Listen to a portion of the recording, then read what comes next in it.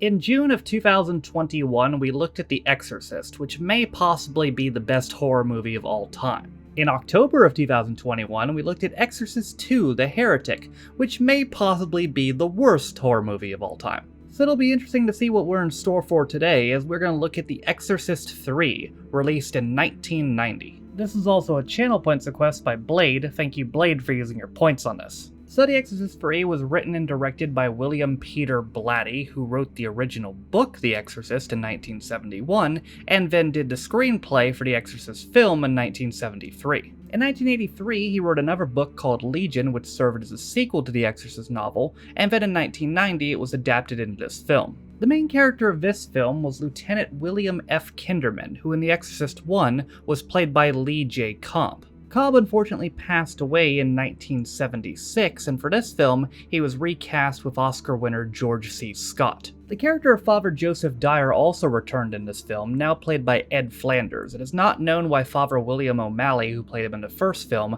did not return, as he's actually still alive to this day. He is 91 years old. Also added to the cast are Scott Wilson, Brad Dourif, and Jason Miller, who you might recall played Father Damien Karras in the first movie. But Father Damien Karras died in the first film, didn't he? Well, you thought that. As in this film, which takes place 15 years after the original events, a series of murders are taking place reminiscent to the murders committed by the Gemini killer 15 years prior. Kinderman also finds that the murders may somehow be connected to the exorcism of Regan MacLeod 15 years earlier, and to top it all off, his old friend Father Damien Karras might actually still be alive. And not only might he still be alive, but he might be the man killing these people? Oh, and also I should mention the events of Exorcist II: The Heretic were not canon in this film, marking the first but not the last time the Exorcist timeline would be split. The film got mixed reviews from critics and had a budget of $11 million, which was actually $3 million less than The Exorcist II had.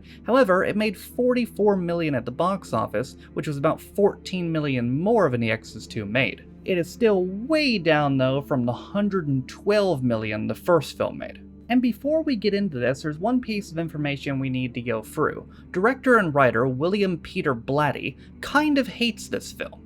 Why is that? Well, for starters, this film was supposed to happen originally in the early 80s. Blatty had written a screenplay, and William Friedkin, who had directed The Exorcist I, was going to return to direct this. Friedkin then left the project and it was abandoned, and instead Blatty took his screenplay and adapted it into that novel, Legion, in 1983. Morgan Creek Productions then bought the film rights and called Blatty, and they made the film. So what's the problem? Well, the problem was Morgan Creek did not exactly let him make the film that he wanted to.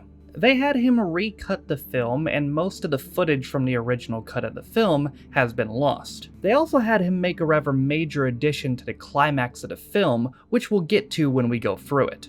And even though it wasn't the film he wanted, let's see if it was still good, as right now we're going to go for The Exorcist III, released in 1990. So our film begins with Father Joseph Dyer and Lieutenant William Kinderman reminiscing about their old friend Father Damien Karras, who died 15 years earlier during the exorcism of Regan MacLeod. Kinderman is also investigating the murder of a 12-year-old black child named Thomas Kentry. Why do I mention he was black? Well, because when Kentry was found, he was decapitated and his head was replaced with the head of Jesus Christ, which was blacked up to look like a minstrel.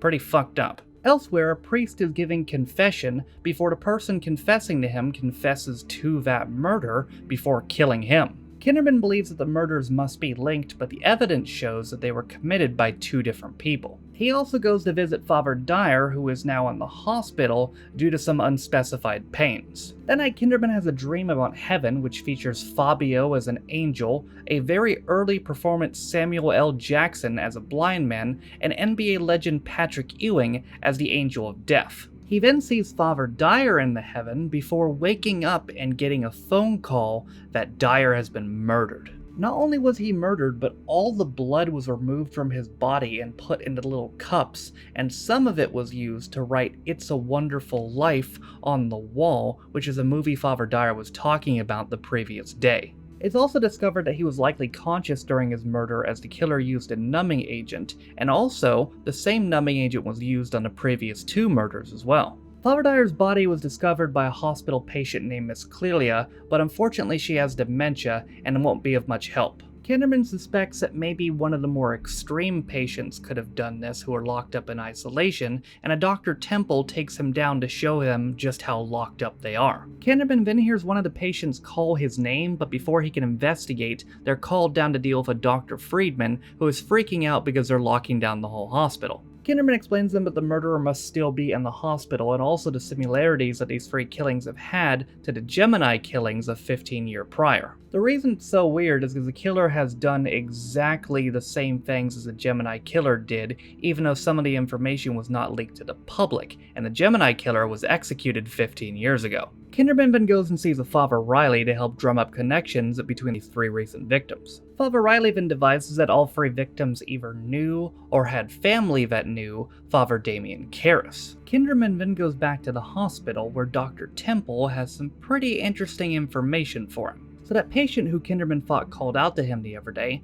turns out he was brought in 15 years ago with complete amnesia on who he was. He then became catatonic until about 6 weeks ago when he started becoming increasingly violent, and also claiming that he's the Gemini killer. Kinderman then asks to see the man and immediately recognizes him as Damien Karras. He meets with Karras, who claims to be the Gemini killer, and recounts the murders of the Gemini killer from 15 years prior. And although Kinderman's unable to see it, the audience sees him transform into James Vandenum, the Gemini killer. The Gemini killer confesses to the murders that have happened for the course of this movie, and eggs Kinderman on to report him to the press. He also taunts Kinderman over the death of Dyer, and Kinderman punches him, breaking his nose, before he goes to sleep. There's one thing the Gemini killer said that really stood out to Kinderman, however: "Save your servant." And he later finds that same phrase in a book about exorcism.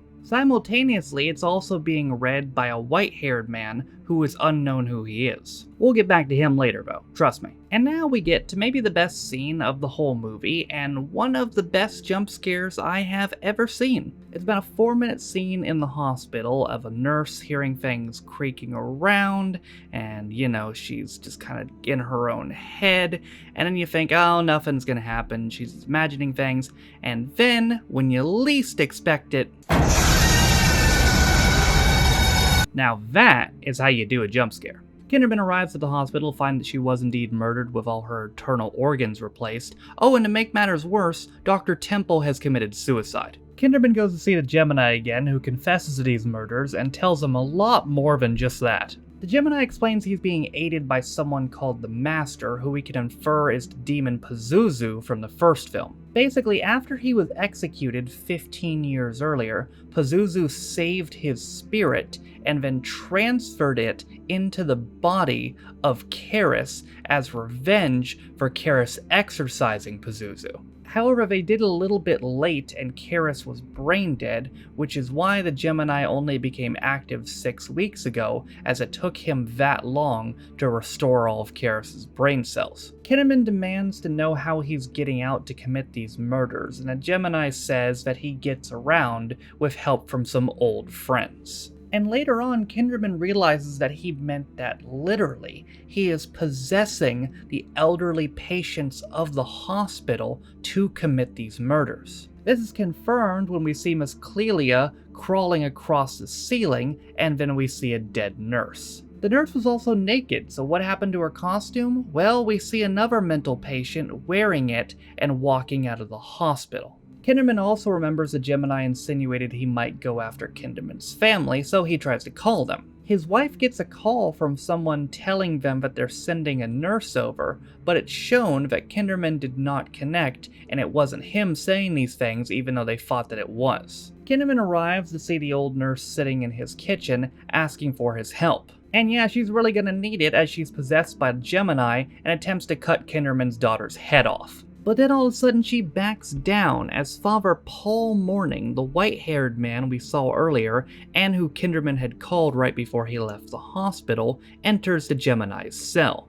And if this seems like a really random addition an hour and a half into the movie, that's because this is that rewrite I was talking about earlier. The studio demanded that there be an actual Exorcist in the film, and to be fair, the film is called The Exorcist. So Father Morning does just that, and begins The Exorcist on the Gemini. Pazuzu then steps in, however, and slams Father Morning into the ceiling, scalping and apparently killing him. Kinderman arrives back at the hospital and attempts to shoot the Gemini, but Pazuzu, who is now in full control, pins him to the wall. Pazuzu is preparing to kill Kinderman once and for all, but then Father Morning, who's not dead, gets up, grabs his cross, and urges Father Karras to fight the demon. And he's actually able to do it. He then quickly instructs Kinderman to shoot and kill him, which Kinderman does multiple times, freeing him from both Pazuzu and the Gemini. The film ends with Kinderman standing over Damien Karras' grave, with his date of death being listed as the night of Regan MacNeil's exorcism.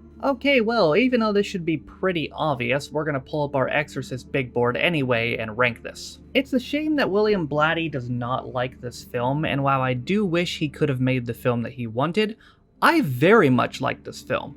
A lot more than I was expecting to. It started a little slow, but I gotta say, it really picked up. It was very faithful to the first film, again, aside from the changes that they had him do, and the acting performances in this film really made it. In particular, I have to shout out George C. Scott, who was fantastic as the lead, and Brad Dourif, who played the Gemini Killer. You may also know him as the voice of Chucky. Holy shit. Like, this honestly, Dourif in this film was maybe an all-time horror movie performance, and you don't hear it talked about enough.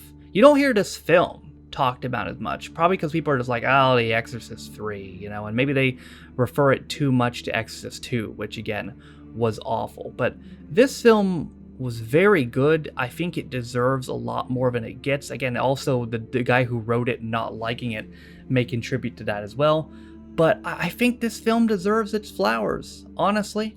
Despite what the guy who wrote it thinks, I honestly think it was still really good and it deserves its flowers. Now, was it arguably the greatest horror movie of all time like the first film was?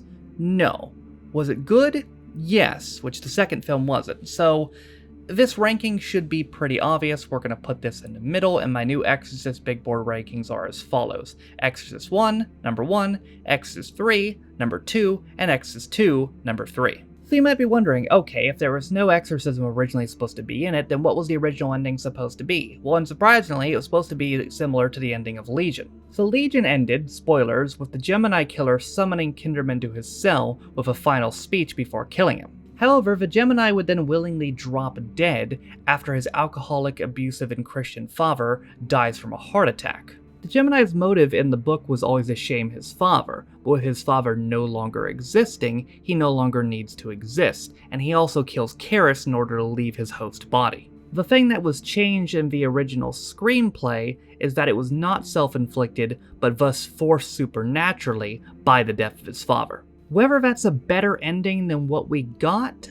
I don't know. It's up to you. Again, unfortunately, the footage is lost, so we won't be able to see it, although I would have liked to. Another interesting note is apparently George C. Scott was nominated for a Golden Raspberry Award for Worst Actor in this film.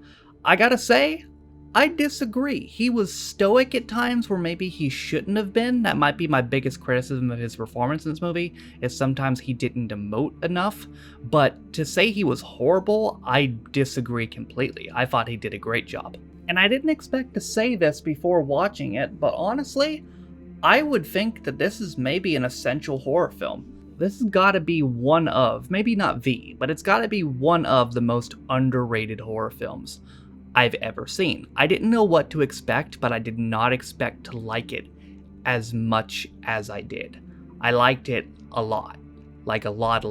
And I would recommend, if you like horror movies and if you like the first film, go see it, man. It's really good. But that is it for my Exorcist look back at The Exorcist 3. I hope you guys enjoyed it. Thank you again to Blade for using your points on this. I appreciate it again. And thank you for watching. I will see you back here next week for another movie review. But for now, that is it for me today. Thank you guys for watching. If you liked the video, be sure to leave it a like. If you didn't like it, don't. If you want to follow any of my social media links, my Twitch, where I stream every single day, as well as all the others, they're all in the video description down below. Thank you to all of my patrons also in the video description for supporting me and my channels. I appreciate you guys. With all that being said though, my name is Noah Taff. This has been my Exorcist look back at The Exorcist 3, released in 1990, and I'll see you guys next time. Bye.